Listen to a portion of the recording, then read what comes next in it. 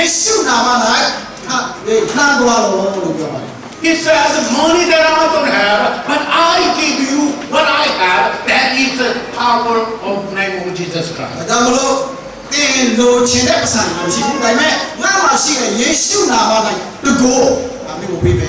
And he hold those beggars and wake him up, and he started jumping and praying to the Lord.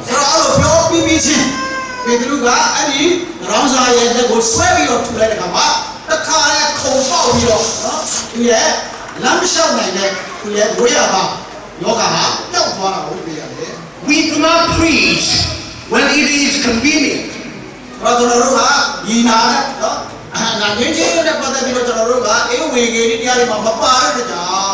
We preach because it is command.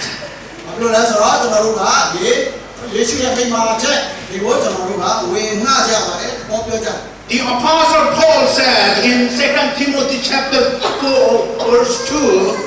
the preach the word, be ready in season or out of season.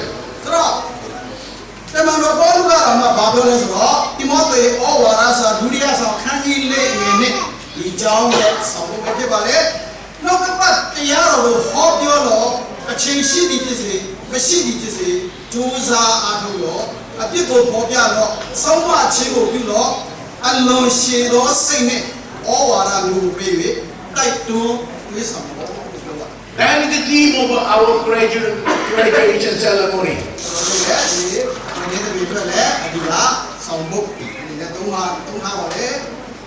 This command was never given only to the pastors in the safe building.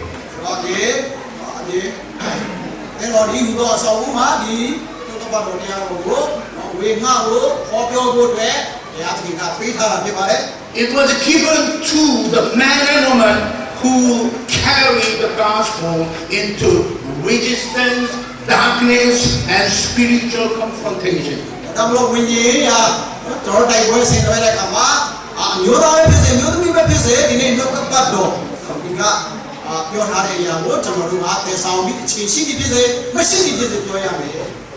When we read the First King, chapter 18, there has some story of mountaintop challenge.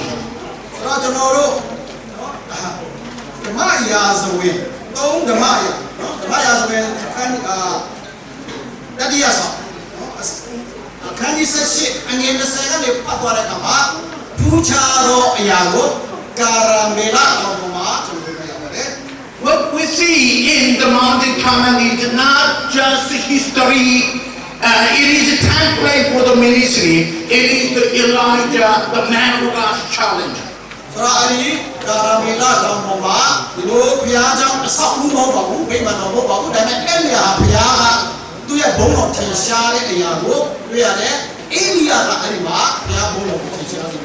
Especially in this graduation and commissioning service, this challenge is being passed on to all of you.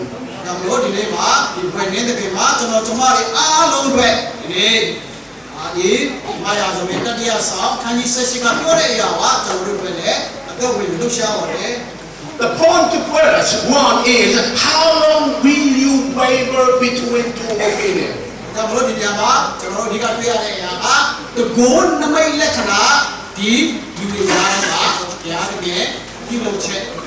Elijah stood before the king Ahab and the prophets of Baal and the peoples of Israel and asked, how long will you between two opinions?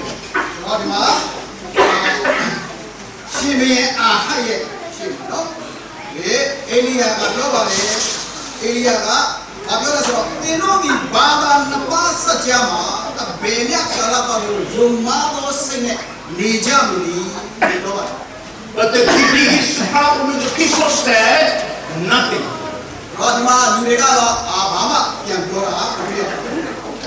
Silence reveals indecision.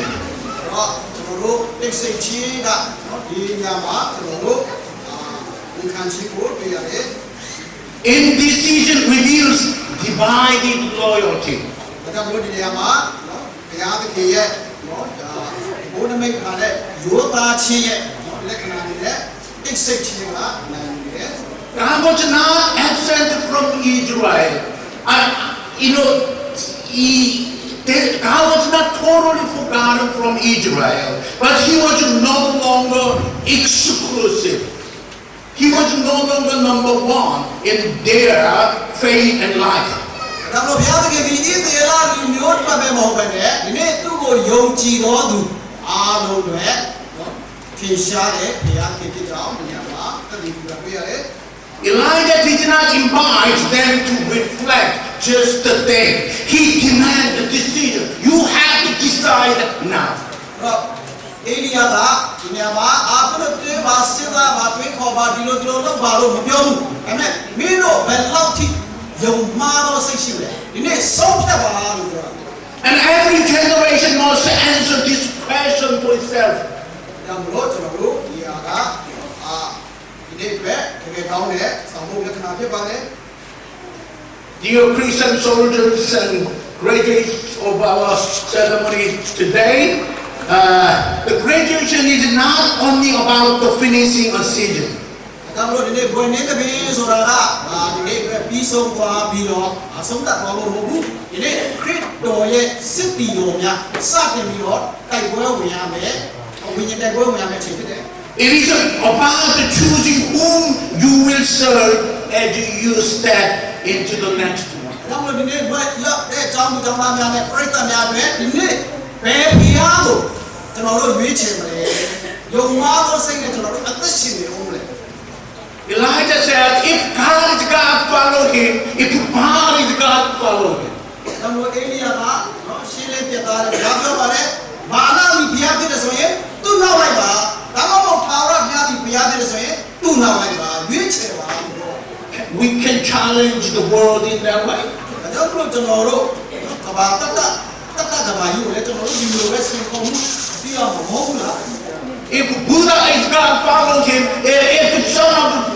Jesus Christ is Son of God, follow him. Can you challenge the people on that way? ဒါကြောင့်မလို့ဒီမှာမိတ်ဆွေတို့ကျွန်တော်ပြောချင်တယ်ဘုရားကမှန်တယ်ဆိုရင်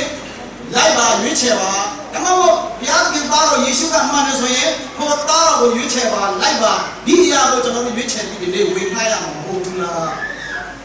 Elijah said, now you call upon your God's name. I call upon my God's name. Whoever answers by fire, he is God. တော့ဒီမှာအေလီယာကသူတို့ကိုလောင်းအစားခရစ်တော်ရဲ့ဘုရားသခင်အားဖြင့်လောင်းစားစိန်ခေါ်ခြင်းကိုပြီးတယ်ဘာနာဘုရားသည်ဘုရားဖြစ်တယ်ဆိုရင်သူလုပ်လိုက်မယ်ဒီနေ့ဟာကဘုရားသည်ဘုရားဖြစ်တယ်ဆိုရင်သူလုပ်လိုက်မယ်မိအားဖြင့်ကျွန်တော်တို့အတ္တိထရအောင်ပြုစုပါပါ My 40 years of full-time ministry in Christian church, I never heard anybody preaching that way on the pulpit. ဆက်လေးနဲ့ကြော်လောက်ကျွန်တော်အမှုတော်ဆောင်တဲ့တရားမှာဒီလိုအာရပါရနဲ့စိန်ခေါ်မှုမျိုးနဲ့တရားဒေသနာဝေငှတာကျွန်တော်မလုပ်ဘူးပါ Why we cannot preach it on that way? အဲ့ဒါမျိုးကိုကျွန်တော်တို့ဘာလို့မဝေငှနိုင်ရတာ Do you believe your God is a real God? တင်ကိုယ်ွယ်တဲ့ဘုရားသခင်ကစစ်မှန်သောဘုရားဖြစ်တယ်ဆိုတာသင်မယုံဘူးလား Do you believe Jesus Christ is truly Son of God? ယေရှုဒီဘုရားသခင်ရဲ့စစ်မှန်သောသားဖြစ်တယ်ဆိုတာယုံကြည်လို့လား If that is the case, why are you afraid to say that was? အဲ့ဒါကပြဿနာဖြစ်တယ်ဆိုရင်အဲ့ဒီပြဿနာကိုသင်ပြီးကျွန်တော်ဒီဘာလို့မဖြေရှင်းနိုင်လဲ The biggest problem is we don't have faith. Why would all the power, the fire not come from heaven to die? ဘာကြောင့်လဲဆိုရင်ကျွန်တော်တို့ဟာအဲ့ဒီလိုယုံကြည်မျိုးစိတ်ခေါ်ရဲတဲ့ယုံကြည်အချက်မရှိတော့ကြောင့်ဘုရားသခင်ရဲ့မိဒီဒီနေ့ကြာလာပြီးတော့လက်တွေထွေးရအောင်ကျွန်တော်တို့မလုပ်နိုင်တာဖြစ်တယ် You know, fire is supposed to come down by microphone.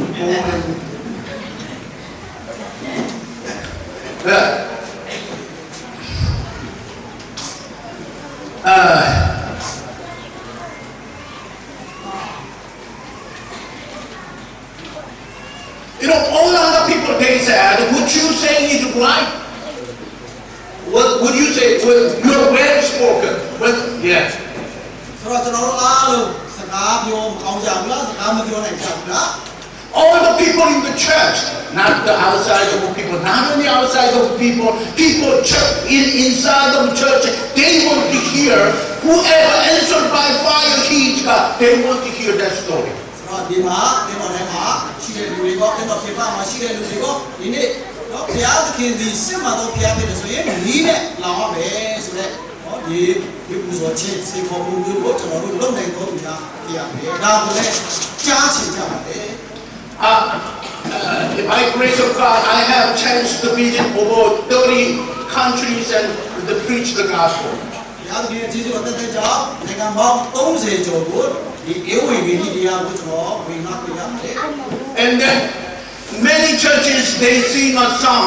like there is power working in the blood. အဲ့တော့တော်တော်များများကျွန်တော်တွေ့ရတယ်နော်။ဘာလို့လဲဆိုတော့အသွေးတော်မြတ်၌ဒီလိုရှိတယ်ဆိုတော့ချင်းကိုဆိုတဲ့အကြာဝတ်ကျွန်တော်တွေ့ရတယ် There is power working in the blood.